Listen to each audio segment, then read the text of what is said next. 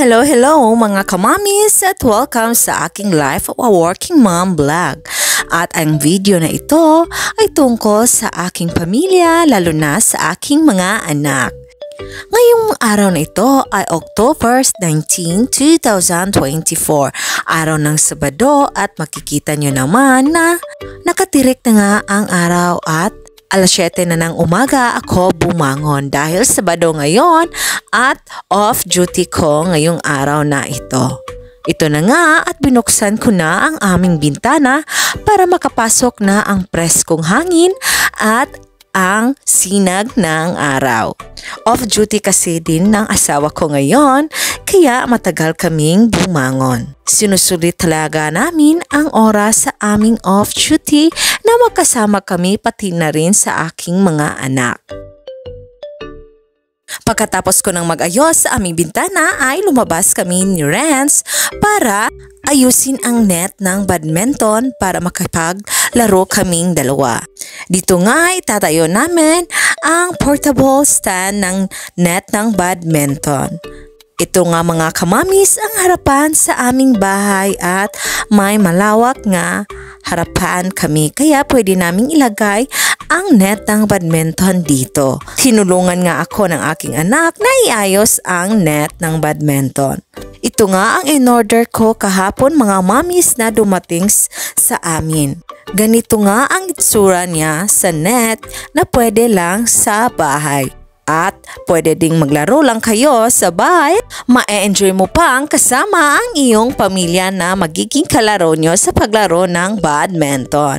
At ito nga si Renz ay kailangan ko pang praktisan kung paano maglaro ng badminton at para din siya makasali sa kanilang paaralan kung may contest na palaro ng badminton doon. Ito na nga ang itsura ng net na naitayo at assemble ko at nagsimula na nga kaming maglaro ni Renz at natatawa pa nga ako sa aming paglalaro dahil first time pa nga ni Renz maghawak ng badminton at hindi pa talaga siya marunong gumamit nito.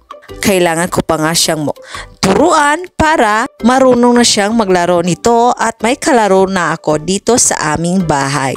Ito nga ang hilig ko ding laruin sa bata pa ako. Natutuwa din ako pag nakakita ako ng mga bata na naglalaro ng badminton. Kasi ito ang paborito kong sports.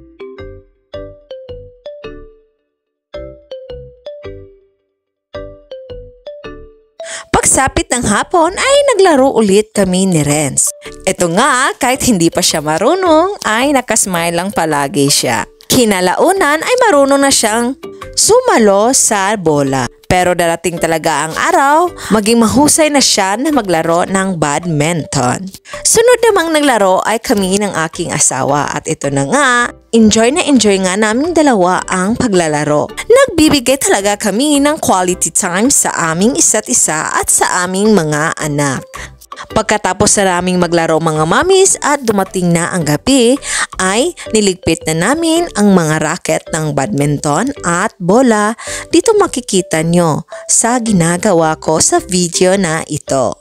Bukas na naman kami maglalaro kasama ko ang anak kong si Renz dahil duty na ng aking asawa bukas. Pagkatapos kong maligpit ang badminton ay inayos ko naman ang aming kortina dahil gabi na. Ito ang routine namin, basta't gabi na ayusin ang kortina namin. Sinunod ko naman mga mamis ang pangalawang kortina habang ang aking asawa ay nagluluto ng aming hapunan. Pagkatapos ngang makaluto ng aking asawa ng aming hapunan ay ito na nga at naghapunan na nga kami kasama ang aming dalawang anak. At ang ulam namin ay squid at sardinas. Sino bang mga mamis dito ang mahilig sa sardinas? Ito nga ang palagi kong ulam noong estudyante pa ako sa kolehiyo dahil ito lang ang madaling bilhin.